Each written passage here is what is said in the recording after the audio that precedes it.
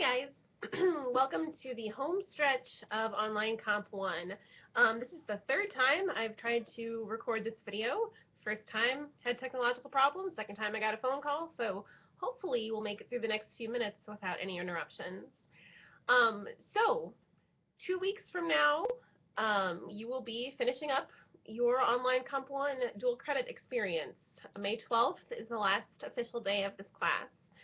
Um, and I'll be in communication with Mrs. Monteleone and you about what the end of the semester will look like for you in your normal classes, because I know that high school doesn't end then, but ECC does.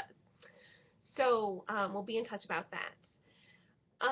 Last week, you did a pretty quick writing assignment about propaganda techniques and logical fallacies in ad campaigns or website campaigns for political candidates.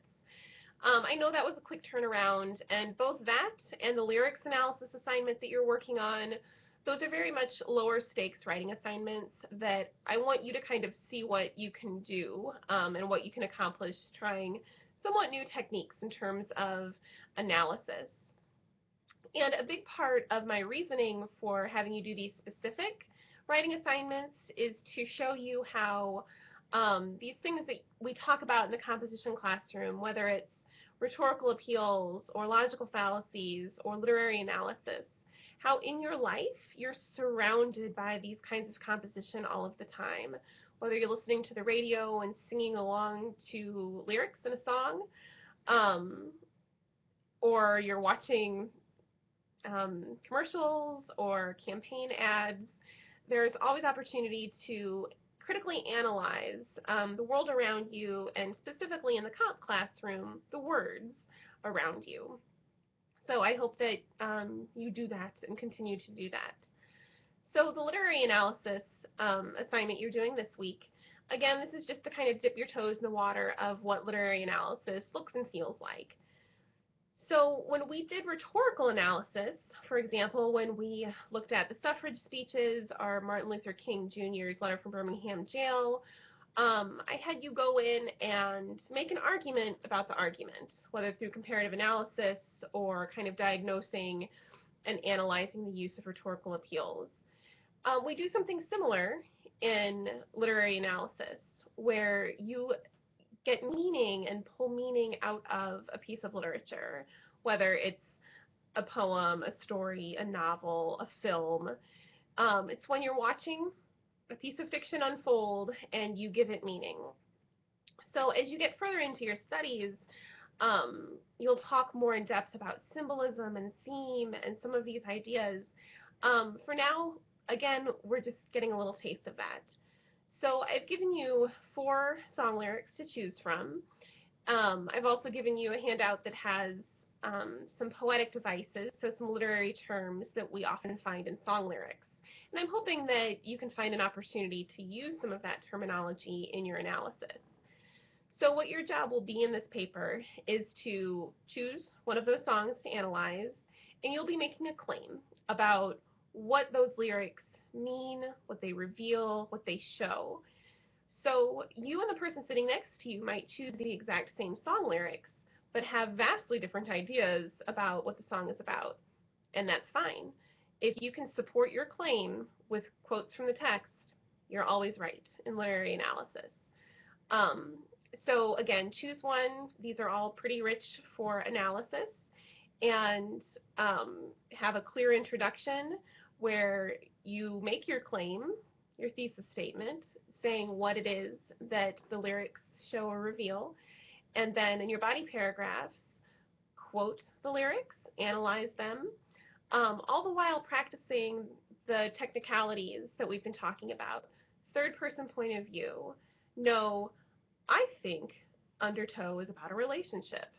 Just get that I think out of there. You don't need to write an essay if it's just your opinion when you're making an argument that Undertow is about a relationship. And that's a boring claim. You can be more interesting than that. If you're making that claim, then you need to support it with quotes and examples from the text, and that's our goal. So practice integrating quotes, no dropped quotes, cite them properly. So for our purposes here, in the in-text citation, you would just either put the band name, or I think Tori Amos, you put Amos in the in-text citation. You should just have one item on your works cited page, and that is the song itself. I've given you all the information about the song and the album and the artist. You just need to look in your Little Brown Handbook, and I tell you exactly where to go to look to plug in that information properly. Please don't look on any websites that give song meanings or that other people post what they think a song is about. Please don't do that. Please just try to work from your head and give meaning to the lyrics yourself. I beg of you. Also, don't maybe listen to the song. This isn't a music analysis. This isn't a music review. So if you choose some lyrics and then you listen to the song and you hate it, it's going to be hard for you to kind of just objectively look at the lyrics themselves. So write this from a place of looking at these lyrics as poetry. And then fine, you can listen to it later, but if you don't like the music, I don't want that to color your writing and your analysis. So do that this week. Just do your best, and you'll upload that by noon on Friday. You also have a final quiz that's posted, so do that as soon as possible too. It's pretty darn simple, and it will kind of jog your memory of some things to be thinking about as you go to write your final essay. Your final essay is your final exam in this class. This is your grand finale where you kind of show off everything that you've learned. So I encourage you to print out that assignment sheet. I've kind of, I think, throughout the semester, given you an idea of what this final essay was going to look like. So it shouldn't be a big surprise. You are going to develop an original claim or argument, and you're going to use one of the nonfiction texts that I have listed on this assignment sheet as some piece of your argument. So if you choose a selection from Letter from Birmingham Jail, for example, I'll use this as an example, you don't necessarily have to talk about race in America. Last semester, I had a student choose Letter from Birmingham Jail and some of the rhetoric that King uses about the need for immediate action, and use that to develop and support an argument about healthcare implementation. So be creative. If there's a topic that we've talked about this semester that kind of tugged at you, that you thought, oh, I'd like to look more into this, then I can promise that there's kind of a way to make that happen for this final argument paper. If when we watched Food Inc., you had a lot of, we did a lot with that in terms of starting analysis and summary, and looking at rhetorical appeals. But if there was some part of that that really interested you in terms of making an argument about some piece of our food system, now is an opportunity to do that. And you could use maybe a quote from Rachel Carson's Silent Spring. So whatever text you choose that we've used this semester to kind of serve as a piece of your argument, it might be a source that you use a great deal in your essay. You might just quote it a couple of times. It all depends on your topic. But as you can see, your options are Claiming an Education, the excerpt from Silent Spring, Inside the World of Boys, Why Boys Don't Play with Dolls, Illegalities and Delinquency, From the Art of War, Compassion and Love, What's So Bad About Hate, Letter from Birmingham Jail. So these give you a lot of opportunity to construct an original argument, something that you're interested in and challenged by. Again, don't just choose something because you think it'll be easy. That will not lead to great writing, and it won't be a very interesting writing process for you either. So challenge yourself. Okay. So, and again, I gave you that caveat. I want you to kind of look at something current. So make a claim that is current, that's focused enough that you can tackle it in 3 pages. Don't choose enormous hot button issues that you've argued before or that we hear about all of the time. Um, Try to, again, choose something new and current and make a clear, focused argument. So be specific. Um, this is an argumentative, persuasive essay, so be careful that you are building your ethos appeal and also using logos and pathos. MLA guidelines. The essay itself should be 3 to 4 pages in length, not counting the works cited page. You need at least 3 sources for this essay. One will be one of the selections that are listed here on your essay prompt. Then you'll use 2 or more reputable outside sources. So I encourage you to start with libraries, databases, your library at the high school, periodicals, newspapers, um, to get some ideas and to get some good sources.